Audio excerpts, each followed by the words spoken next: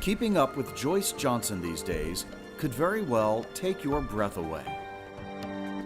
What is also breathtaking about this jovial, high-energy grandmother is the condition she was in just 4 years ago.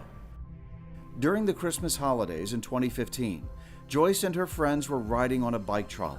The ride hit a bump. There was no floor, no ceiling, there were no seatbelts. Joyce went under.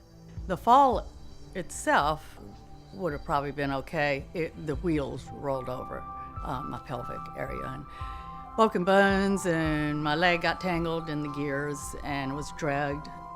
The trauma that resulted from the wreck was extensive.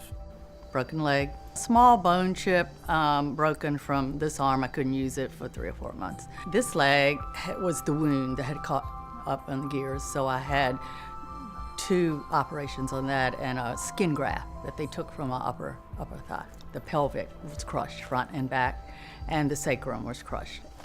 Since it was so crushed and in so many pieces, it's hard to say how many bones, but we have an estimate of maybe 27 bones. For weeks, Joyce had to undergo multiple surgeries to repair the myriad of fractures from her arm to her pelvis to her legs. Walking was a distant hope. The doctors told me, you will be out of commission and no walking in a wheelchair for at least 3 to 4 months till your bones heal. And then we expect a full recovery, but nobody really knows. So get up like this. Put your weight on that leg and stand up on that. Yeah. Wow, that's cool. I fooled him. I was walking by middle of April.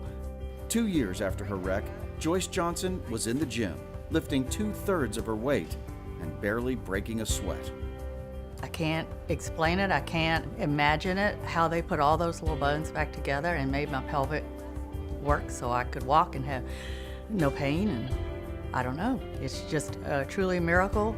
The continuum of care, from the EMTs who delivered Joyce to VCU, to the ED nurses, doctors, surgeons, and inpatient clinical team, all combined with Joyce's extraordinary inner strength to put her in this position. Joyce keeps these loving messages from her caregivers close by as a reminder of the work the VCU trauma team did to bring her back to health. Not long ago, Joyce underwent more surgery to remove all the hardware that was keeping her bones together following the wreck.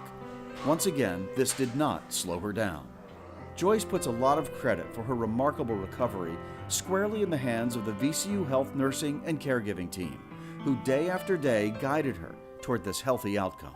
Cindy, Jennifer, Karen, Mary Catherine, Dawn, just I can name 10, 20 more that were right by my side for any little thing. That's why she and her husband Rich have created a scholarship fund to help VCU train more nurses in the kind of environment where patients can thrive. I think the thing that touched Joyce so much was the care and attention and even the love that she got from that group. And so we figured, well, this is something we can do. We'll set some funds aside and we'll encourage our friends to contribute, and we'll continue to add to it each year, and there'll be a corpus that'll grow over time. As more and more time passes from that life-changing event, Joyce and Rich reflect on their good fortune to come into the care of the VCU Health trauma team. This is something both have vowed to never forget. We will always support for as long as we're on this earth.